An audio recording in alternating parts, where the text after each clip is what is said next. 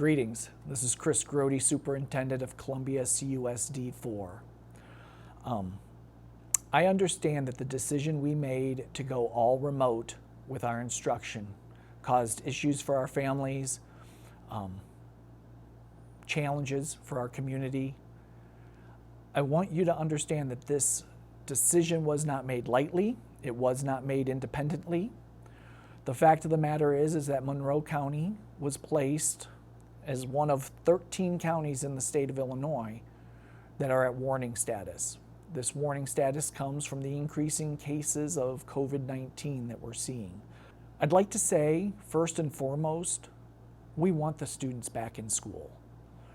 Education is our primary function, and we're going to do that to the best of our abilities in any fashion that we can. We believe that that's best with the kids in school. However, we need to do so in a safe and healthy way. Currently, our county has issues with the COVID-19 cases, and we need to be cognizant of that and try and assist the community in getting those under control. When we were notified that we were on this list, that initiated some conversations with the Regional Office of Education as well as the Monroe County Health Department. Our concern was our hybrid model and the safety of our community. Understanding that the hybrid model doesn't really relieve the daycare issues our families are facing, in some cases it exacerbated them. It increases the number of groupings or pods that we have our students in. This increases the risk of the COVID-19 virus being spread. That is ultimately why we decided to go with remote learning. People have said to me, my daycare's open, why can't the schools be? My response to that is, daycare provides daycare and schools provide education. Both institutions are open. Education's going to look a little bit different, but it's not going to be the remote learning you experienced in March and April. It's going to be actual education. Our teachers will be teaching your students. You won't be carrying the burden or having to do the instruction or doing the tutoring any more than you would if they were coming to school during the day. Our teachers will be available during the day and they'll be providing instruction during the day. People have said to me, you know, everyone's going to Walmart, why can't we go to the schools? My response is that walking the halls, the aisles of Walmart is different than sitting in a classroom in a much more enclosed space. The amount of time you're with someone as you walk by them versus the amount of time you're with someone in that classroom, it's just different. Because of that, we know that the schools in the classroom is not something that we want to do right now.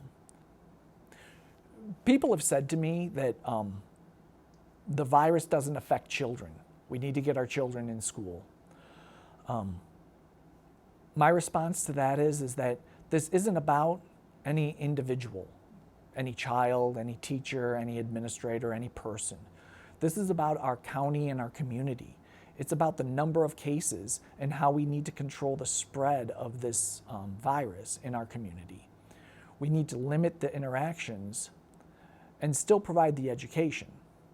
I would also say that right now, there's a multi-system inflammatory syndrome that's being talked about that children are experiencing, children that were asymptomatic.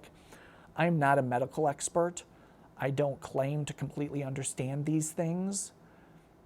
I know education, and I know education can be done remotely. And if it's what needs to happen to keep our families and communities safe, that's what we're going to need to do. With the rising cases of COVID-19 in our county, we need to be very, very careful with what we're doing. Daycare should remain open. You should be utilizing them. Restaurants should remain open. We should continue to utilize them. I like going out to eat as much as the next guy. I shop at Walmart. This is our life and we need to live it, but we need to do so in a new fashion. We need to wear our masks. We need to use knuckle bumps instead of handshakes. We need to disinfect our hands.